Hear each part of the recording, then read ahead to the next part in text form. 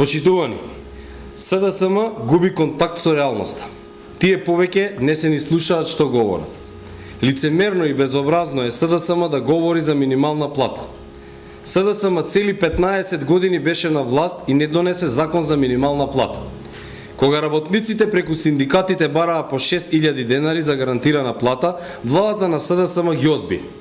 Дури ги навредуваше. Нивниот министер Стефче Јакимовски изјавуваше дека се заштитени како мечки од планина. За разлика од ова, владата на ВМРО ДПМН донесе закон за минимална плата во вистина од 8050 денари. Што се однесува до текстилните фабрики, тука Црвенковски е вистински рекордер.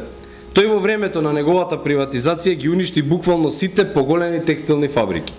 Во време на СДСМ се затворија следните текстилни фабрики: Готекс од Гостивар, Аде и Линденка Крушево, Кожарски комбинат Годал, Фабрика за синтетички влакна Хемтекс, Стококоп, Мирка Гинова, Битола Текст, Фротирка од Делчево, Астибо Штип, Битолска предилница, Трикотажа Битола, Кожара Гоце Делчев, Политекст од Прилеп, Билјана од Прилеп, Нока Текст од Велес, Кожара, Свилара Битола, Фабрика за текстил Карпош Крива Паланка, Единство Струмица, Преспа Текст, Македонски фолклор и така натаму и така натаму.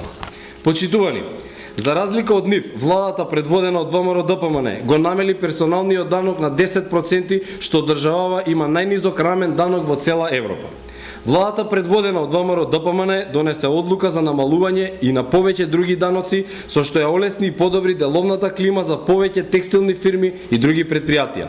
Владата донесе одлука за намалување на социјалните придонеси за 10%, односно од 32% на 22%.